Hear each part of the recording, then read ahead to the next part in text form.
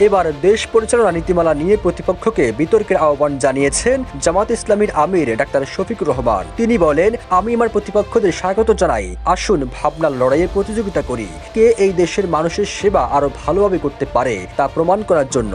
এমন প্রেক্ষাপটে নেটিজেনরা বলছেন, তবে কি প্রতিপক্ষ এমন বিতর্ক প্রতিযোগিতায় সাড়া দেবে? আবার অনেকে বলছেন, দেশবাসী কি এমন বিতর্ক দেখতে পাবে? 2 ফেব্রুয়ারি রাত 9:24 সামাজিক যোগাযোগ মাধ্যমে নিজের ভেরিফাইড ফেসবুক পেজে দেওয়া এক পোস্টে জামাতের আমির ডাক্তার শফিকুর রহমান বলেন, নীতিমালা নিয়ে বিতর্ক করি, মানুষের কথা শুনি এবং বাংলাদেশের মানুষের জন্য সর্বোত্তম নীতিমালা প্রণয়ন করি। এদিকে ডাকসুর ভিপি সাদিক কায়েম তার এই পোস্ট শেয়ার করে মন্তব্য করেন, ডাকসু এটি আয়োজন করতে আগ্রহী। ভবিষ্যৎ হোক নিরাপদ, বিনিয়োগ হোক বিশ্বস্ত, আর আমার পছন্দ সল্ট বে। ওয়েলকাম টু সল্ট বে।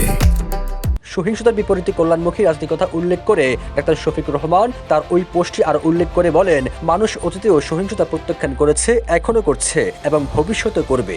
তবে কি ধরনের কাঠামো বা ফরম্যাটে এই বিতর্ক হতে পারে সে বিষয়ে জামাতের আমিরের পোস্টে কোনো বিস্তারিত উল্লেখ নেই। এ নিয়ে এখন পর্যন্ত অন্য কোনো দলগুলির পক্ষ থেকেও কোনো প্রতিক্রিয়া পাওয়া যায়নি।